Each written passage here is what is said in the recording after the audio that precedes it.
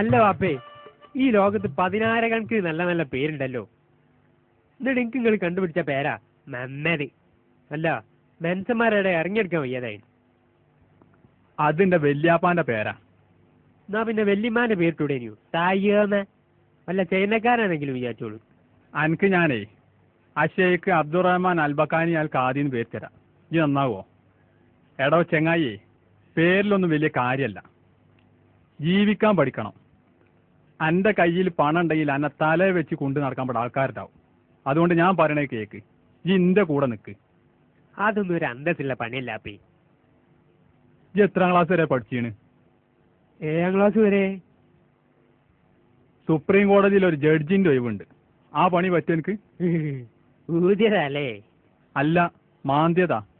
വിദ്യാഭ്യാസം ഇല്ലാത്ത ഈ ഏത് പണി നോക്കിയാ നടക്കണേ? പഠിക്കേണ്ട കാലത്ത് പഠിക്കാതെ ഇപ്പൊ അന്തസ് വളമ്പരുത്. എങ്ങനെ പഠിക്ക?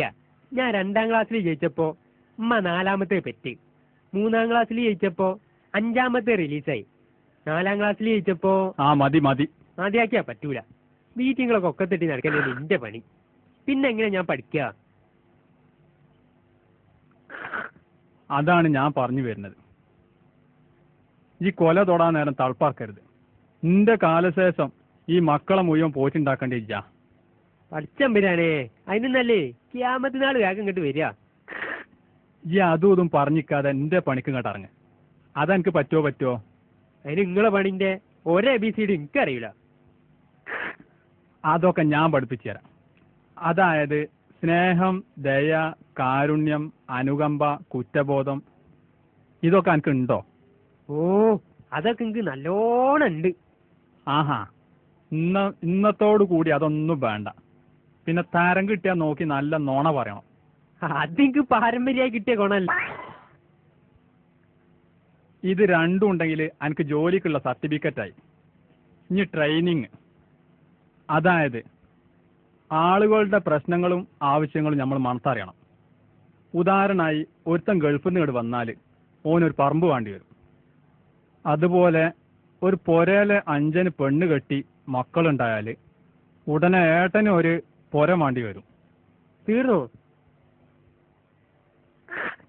തീരെ? എടോ, ഈ രംഗത്തുള്ള അറിവ് കടല് പോലെ പരന്ന് കിടക്കുക. അതിൽ നിന്നൊരു ടീസ്പൂണെ എനിക്ക് തന്നെ കിട്ടിയുള്ളൂ. എന്നിട്ട് തന്നെ എന്റെ അറിവ് എത്ര ഉണ്ട്? എന്നാ ബാക്കി പറയ്. ഒരു സാധാരണക്കാരൻ മകളെ കെട്ടിക്കാൻ തീരുമാനിച്ചാല് ഓന്റെ പറമ്പിന്റെ ഒരു ഭാഗം അല്ലെങ്കിൽ വീടും കൂടി മൊത്തം വെക്കും നമ്മൾ മനസ്സിലാക്കണം. നമ്മൾ അവിടെ പാഞ്ഞെത്തണം. കല്യാണ കാര്യത്തിലാണ് നമ്മൾ ഏറ്റവും അധികം ശ്രദ്ധിക്കേണ്ടത്. പെണ്ണ് കെട്ടാത്ത ചെറുപ്പക്കാരെ കണ്ടാൽ എനിക്ക് ഞാൻ 50 വാങ്ങിത്തരാം, എനിക്ക് ഞാൻ 75 100 വാങ്ങിത്തരാം, എനിക്ക് ഞാൻ 1 ലക്ഷം കാറും വാങ്ങിത്തരാം, എനിക്ക് ഞാൻ 5 ലക്ഷം ബസ്സും വാങ്ങിത്തരാം എന്ന് പറഞ്ഞ് ഓലെ കോതിപ്പിക്കണം. കിട്ടാൻ പോണ പണ്ടത്തിന്റെയും പണത്തിന്റെയും കണക്ക് പറഞ്ഞ് ഓലെ തന്തമാരങ്ങോട്ട് മയക്കണം. SLC കഴിഞ്ഞ ഉടനെ തന്നെ ഓലോട് പെണ്ണെട്ടിക്കാൻ ഓലെ തന്തമാരെ പ്രേരിപ്പിക്കണം. അതുപോലെ ഈ പ്രദേശത്തുള്ള മുഴുവൻ വീട്ടിലെയും മുഴുവൻ കാര്യങ്ങളും നമ്മളെ ഡയറി വേണം. കല്യാണം നടന്നാലും മുടങ്ങിയാലും ഞമ്മക്ക് കിട്ടാനുള്ളത് കണക്ക് പറഞ്ഞ് വാങ്ങണം. മറ്റു ബ്രോക്കർമാരെ കച്ചവടത്ത് പൂയി വാരിടണം. അവര് ഫോൺ ചെയ്യുമ്പോഴും മറ്റുള്ളവരോട് സംസാരിക്കുമ്പോഴും ഒളിഞ്ഞിന്ന് കേൾക്കണം. ആവൂ, ഇത്ര മാത്രം അറിവ് എന്റെ വാപ്പക്കുണ്ട് ഞാൻ അറിയാതെ പോയി. എന്നോട് ക്ഷമിക്കണം വാപ്പേ. ഇന്ന് മുതൽ നമ്മൾ ഒന്നാ. എന്റെ ഡ്യൂട്ടി സ്ഥലം പോയിന്റ് അക്കരെ. അവിടെ ഇതുവരെ എന്റെ കണ്ണെത്തിയില്ല.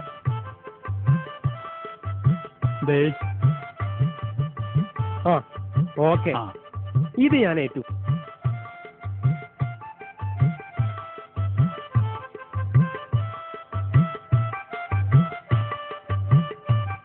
ഇപ്പോഴത്തെ കാലത്ത് മക്കളൊക്കെ ഒരു പണി കയറി കാണാന്നുള്ളത് ഏതൊരു ബാപ്പാന്റെയും പൂതിയാണ്. എന്നാൽ എന്റെ മകന് ഇത്ര വേഗം ഒരു പണി കിട്ടുമെന്ന് ഞാൻ തന്നെ കരുതിയില്ല. ഇതാരാത്? ഒരുപാട് വലുപ്പം വെച്ചിട്ടല്ലോടാ. പെണ്ണെട്ടാനുള്ള പ്രായമായിന്. ഒന്ന് കെട്ടിക്കാലേ, 100 വാങ്ങി തരാ. എന്താടാ ഉണ്ടന്മാരി ഒന്നും പെണ്ണിട്ടുന്ന കാര്യത്തിൽ ഒരു സുസ്കാന്തി ഇല്ലാന്ന്. എന്താ ചെയ്യ എങ്ങനെയാണെങ്കിൽ? ബ്രോക്കർമാരാരെങ്കിലും കിട്ടുകയാണെങ്കിൽ മാളുവിന്റെ കാര്യം ഓലങ്ങോട്ട് ഏൽപ്പിക്കേനി. ഏഴുന്ന അപ്പൊ വർത്താനം കേൾക്കണേ? നമ്മൾ പറ്റിയ കാര്യമാണല്ലേ. മരുന്നൊക്കെ ഈ വെറുതെ കുടിക്കാണ് കുഞ്ഞാമിന. അതുകൊണ്ടൊന്നും അന്റെ സോക്കേട് മാറൂല. എങ്ങനെ മാറുക? ഏത് നേരം മാളോ എന്നുള്ളൊരു വിചാരമല്ല എനിക്കുള്ളൂ. ഞാൻ കുഴങ്ങി കയറി വരുമ്പോ ഒരു ഗ്ലാസ് കഞ്ഞിന്റെ വെള്ളം തരാൻ എനിക്ക് ഒഴിവില്ല. അപ്പോഴും ഈ മാളുവിന്റെ ചൊറുക്കും നോക്കി അങ്ങനെ കുത്തിരിക്കും. എന്നാ ഈ ഗുളിക അങ്ങോട്ട് കുടിക്ക്. ഞാനൊരു കാര്യം തീരുമാനിച്ചിരിക്കണ്.